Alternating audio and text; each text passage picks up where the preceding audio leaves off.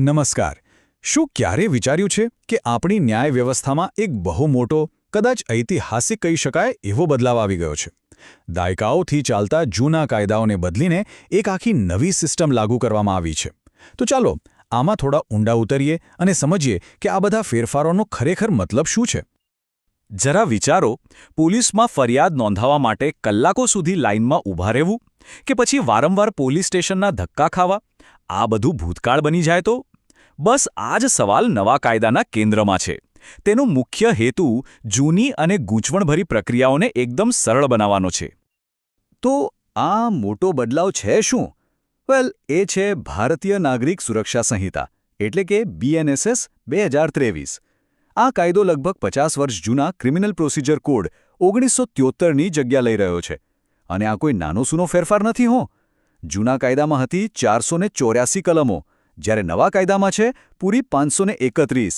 આના પરથી જ અંદાજો લગાવી શકાય કે આ કેટલું મોટું પુનર્ગઠન છે. અને હા, આ કોઈ ભવિષ્યની વાત નથી થઈ રહી. આ નવું કાયદાકીય માળખું તો 1 જુલાઈ 2024થી દેશભરમાં લાગુ પણ થઈ ગયું છે. સાચે જ ભારતીય ન્યાય વ્યવસ્થા માટે આ એક ઐતિહાસિક દિવસ છે.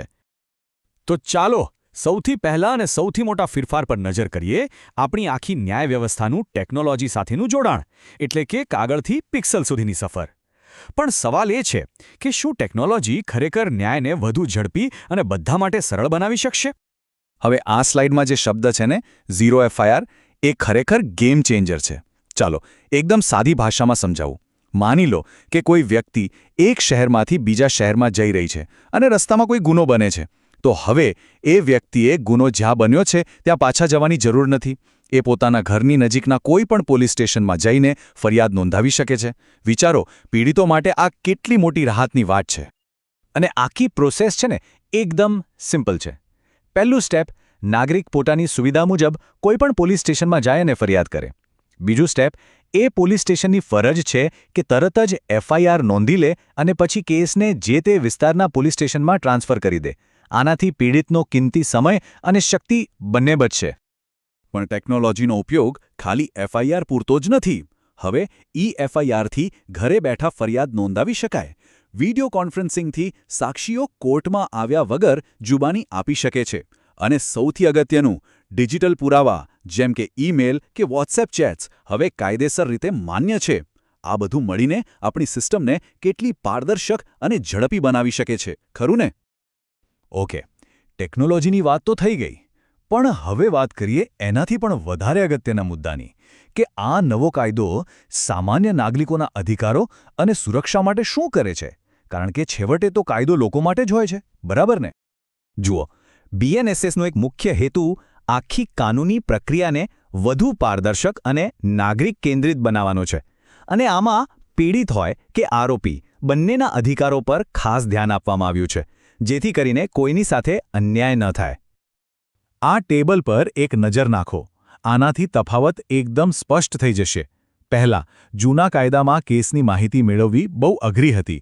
હવે નવા કાયદામાં માહિતી મેળવવાનો સ્પષ્ટ અધિકાર છે.